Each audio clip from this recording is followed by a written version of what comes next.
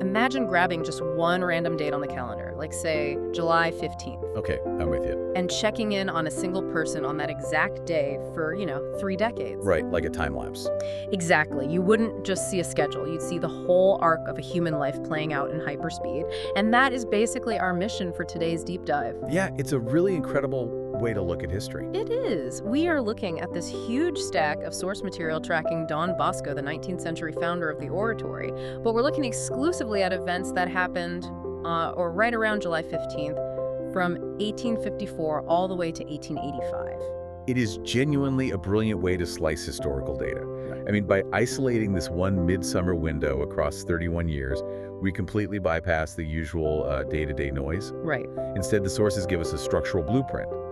We get to see the mechanics of how a leader builds a massive, sprawling institution from scratch. And how that exact institution eventually threatens to completely crush him. Exactly. And, how he manages the reality of his own physical decline. Which is exactly why this matters for you, listening right now.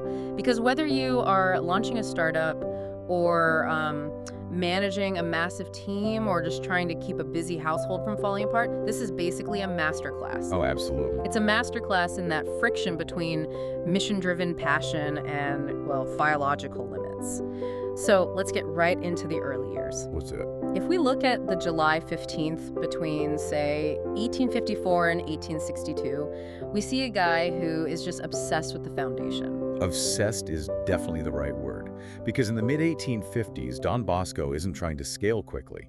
He's focused entirely on quality control. Right. He's establishing the DNA of his organization. So let's look at July 15th, 1854. The records show him at the Convito Ecclesiastico. And that was essentially a postgraduate training college for young priests in Turin, right? Right, exactly. And he is there meeting with the Countess's mother to provide spiritual guidance. And the sources really emphasize that during this specific period, he was famously uncompromising. He advised that anyone claiming a vocation to the priesthood had to maintain absolute strict purity of life. Yeah, notice the mechanism at play there. He is setting an impossibly high standard very early on. Which you kind of have to do, right? You do, Yeah. because if you want to build an institution that is going to survive the kind of chaos we'll see later in his life, you cannot have a soft foundation. Yeah, that makes sense. But he doesn't just, mandate these standards and walk away. He actually engineers an environment to enforce them. Which brings us to the annual July exit. Because around mid-July in 1855, he just packs up and leaves Turin. Yeah. He goes for a spiritual retreat at St. Ignatius's shrine near Lanzo, and he does the exact same thing in 1856. It becomes a routine. Right, there's even a letter he writes to a seminarian named James del Prado on July 13th saying, I'll be at the shrine all week, and then he just heads out. He is actively blocking his calendar.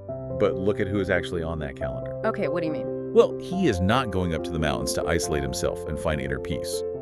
In 1855, he brings along clerics like John Baptist Francesca and John Turchi. Oh, wow. Yeah, and then in 1856, he takes 5 clerics with him, including a young Michael Rua. Right, so he is bringing the junior executive. Exactly. This is an intensive mentorship pipeline. Okay, I see. By pulling young talents like Rua out of their daily routines and embedding them in this highly structured, spiritually rigorous environment, he is essentially coding the future leadership of the oratory. Wow. And he's also expanding this influence outward. Like in 1855, a prominent priest named Father Joseph Cafasso asks Don Bosco to serve as the retreat master for a large group of laymen from Turin. So he's now training the broader public, too. Exactly. I mean, I see the logic. It feels very similar to a modern company offsite. You step away from the chaotic daily grind, you do a digital detox, you align everyone on the core values, Right. and you invest heavily in your top talent.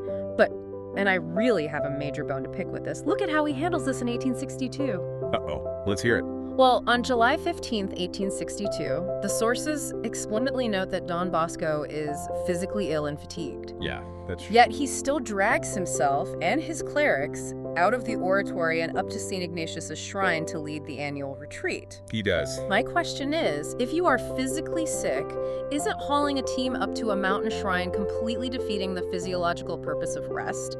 I mean, how is this a strategic retreat if the leader is actively deteriorating? Well, You have to strip away the modern corporate definition of a retreat. Okay. For Don Bosco, these were not wellness vacations or, trips to a spa.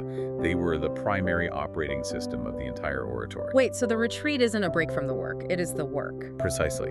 His core operating principle was that spiritual duty supersedes physical comfort. Wow. If the leader skips the foundational event of the year because he has a fever, it sends a lethal signal to his young clerics. Yeah, I guess it tells him that the spiritual discipline of the organization is optional. Right. It tells Michael Rua that when things get hard, you can just stay in bed. Okay, that makes sense from a cultural standpoint. He is basically leading by suffering, effectively saying the mission doesn't pause for biology. But there's a massive cost to that mindset. Yeah. I mean, you can only brute force your way through illness for so long. Totally. And when he comes back down from that shrine, the environment he's returning to is incredibly hostile. Which takes us right out of the foundation phase and throws us straight into the fire. Yeah, things get intense. The sheer volatility of what he was managing back in Turin is mind-blowing. Like, let's look at the contrast between July 1859 and July 1860. It is a complete paradigm shift. It's night and day. In mid-July 1859, the oratory basically operates like a standard, albeit large, scholastic institution. Right, he's in the administrative weeds. Exactly. The sources show him deeply occupied with finalizing examinations, writing up scholastic reports, and handing out end-of-year prizes to the boys. That is the ultimate micromanagement phase. He's acting like a school principal. But if you move the lens forward exactly 12 months to July 15th, 1860, the mundane report cards are gone. They're completely gone. The oratory is fighting for its life. Government authorities have literally just subjected the oratory to 2 aggressive house searches. And to understand the why behind that, you really have to look at the political mechanics of Italy at the time. Right. The region is going through massive political upheaval, moving toward unification, and the government is highly, highly suspicious of the church's power. So they're cracking down. Exactly. When the authorities look at Don Bosco, they don't just see a nice priest helping orphans. They see a charismatic leader controlling hundreds of young men in a single location. Oh, I see. From a paranoid government's perspective, that looks like a potential militia or a political uprising waiting to happen. So they raid the place. Twice. And on July 15th, in the middle of this existential threat, Don Bosco gets a note from Count Guido Borromeo. And the note tells him that Minister Farini, who is a very high-ranking government official, will grant Don Bosco an audience the very next morning. Talk about pressure. Right. Don Bosco tells his boys to pray because he genuinely believes this one meeting will decide if they get to keep their doors open. Notice how he maneuvers here, though. He is essentially fighting a two-front war. How so? Well, on the one hand, he is leveraging high-level political networking. Yeah. Count Borromeo is a secular power broker who can actually get him in the room with the Minister of Internal Affairs. Which is pure, calculated political survival. Exactly. But on the other hand, he turns to the boys and asks for an intense spiritual campaign of prayer. He is working the boardroom and the chapel simultaneously. He really is. But I mean, think about the psychological whiplash of that for a second. Imagine your own department right now. It's wild. You go from a week of handing out performance bonuses and eating pizza in the break room to suddenly dealing with a hostile federal audit where the government might seize your building the next morning. Most leaders would just fracture under that kind of sudden pressure. Exactly. I mean, how does a human brain pivot from grading exams to dodging a government shutdown overnight? Well, you have to think of his brain like a computer's processor. Okay, I like that analogy. In the 1850s, he was running one really heavy application mentoring and spiritual foundation. Right. But by the 1860s, that processor is forced to run 50 background applications all at once. He's managing local education, housing logistics, food supply, and now high-stakes geopolitical maneuvering. And the processor just keeps getting loaded with more tasks. If we look at July 15th, 1881, the scale of his administrative burden is almost unrecognizable from those early days. The 1881 source material is fascinating. He writes a letter to his procurator in Rome, a priest named Father Francis Dalmaso. And a procurator is basically his chief financial officer and operations guy down in Rome, right? Right, because Don Bosco is based in Turin, but he's trying to build the Sacred Heart Church in Rome. In this July 15th letter, he encloses a memo for the cardinal vicar, which is essentially the Pope's deputy who runs the local diocese in Rome. Right. Don Bosco is pleading for urgent personnel and massive funding to get this church built. So he's gone from worrying about whether a local Turin boy passed his math exam in 1859 to lobbying cardinals and coordinating international real estate development in 1881. Exactly. The scope is just huge. And this is really the trap of successful leadership. When you are good at solving local problems, people reward you with national problems. Yeah. When you solve those, they give you international problems. The machine he built now requires constant, massive infusions of capital and political favor just to survive. You know, think about that in your own life. When you get promoted or your business takes off, the actual nature of your daily problems changes. Absolutely. The stakes get higher, the numbers get bigger, and the demands on your time become absolutely relentless. For Don Bosco, this relentless pressure generates an incredible aura around him. It does. People start looking at him not just as an administrator, but as a living saint. But the tragic irony is that while his spiritual reputation is expanding globally, his physical hardware, his body, is failing catastrophically. This is where the narrative really shifts from organizational mechanics to human biology. Because by the 1870s and 1880s, his reputation transcends anything we would consider normal leadership. Yeah, look at July 15th, 1872. A priest shows up at the oratory. This man had suffered from a severe, life-threatening lung ailment. Right. But after receiving a blessing from Don Bosco, specifically invoking Mary, help of Christians, the priest completely recovered. Incredible. And he comes back on this July 15th date to fulfill a vow he made, providing candles for the 40 hours devotions. And let's clarify what that is, just for context. Yeah, please do. The 40 hours devotion is essentially a continuous marathon prayer session in front of the Eucharist. So providing the candles for an event that massive was a really significant financial and spiritual offering. Right, it's a major public display of gratitude. So now, Don Bosco isn't just the guy who built a school or outsmarted a government minister. Not at all. He is widely associated with literal, physical miracles. Desperate people are hunting him down. And that demand scales globally. Like, let's look at July 15th, 1883. Okay. Where is he? He's not in Turin. He's in Frosdorf, Austria. The Count of Chambord, who is actually a claimant to the French throne, is critically ill. Wow. The European elite are literally summoning Don Bosco to their deathbeds to provide spiritual intervention. This is where I struggle with the narrative, though. The irony here is so thick it's hard to cut through. What do you mean? Well, he's in Austria, comforting a dying royal in 1883. He's credited with healing a priest's destroyed lungs in 1872. Yet we pull the record for July 15, 1884, and the man can't even walk down his own hallway. Yeah. The 1884 entry is honestly one of the most revealing pieces of evidence we have. He's supposed to preside over a meeting of the Superior Chapter, which is basically his executive board of directors. Yeah. But his health has deteriorated so badly, his legs are so swollen and weak, that he physically cannot descend the stairs at the oratory. So what do? They have to completely redesign his living space. They convert an antechamber next to the library on his floor into a dining room, just so the board of directors can come up to him. It's tragic. He is trapped on the upper floor of the very headquarters he built. It's like watching a brilliant, world-renowned heart surgeon spend his entire life saving thousands of patients, only to stubbornly ignore his own massive heart attack until it's too late. That's a great way to put it. Why wouldn't a man who understands spiritual rest take care of his own biology? Because the system he built didn't allow for it. Remember our CPU analogy? Yeah, the processor running too many apps. Exactly. You can't just turn off the processor when it's running the food supply, the education, and the spiritual well-being of thousands of people. True. For 30 years, he taught his team that the mission superseded the body. He went to the 1862 retreat sick. He absorbed the terrifying stress of the 1860 government raids. And carried the massive financial debts of the Rome Project in 1881. Right. The mind and the spirit were relentlessly willing, but biology always collects its debt eventually.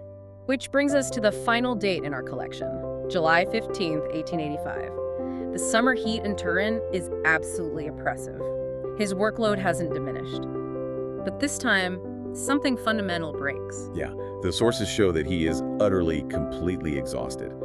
And for the first time in this 31-year time lapse, he actually yields. Wow. His doctor advises him to leave the city for relaxation, and he listens. He travels to a place called Mathi. I want to focus on the mechanics of that trip for a second, because this is radically different from the retreats we talked about in the 1850s, isn't it? Entirely different. When he went to St. Ignatius in 1855, he was in command. Right. He was bringing the young clerics. He was coding the DNA of the oratory. That was an offensive strategy. Right, but this trip? This trip to Mathi in 1885 is a defensive retreat. It is a forced medical necessity. His body has simply revoked his permission to work. But the sources note something incredibly important about what he does while stuck in Mathi.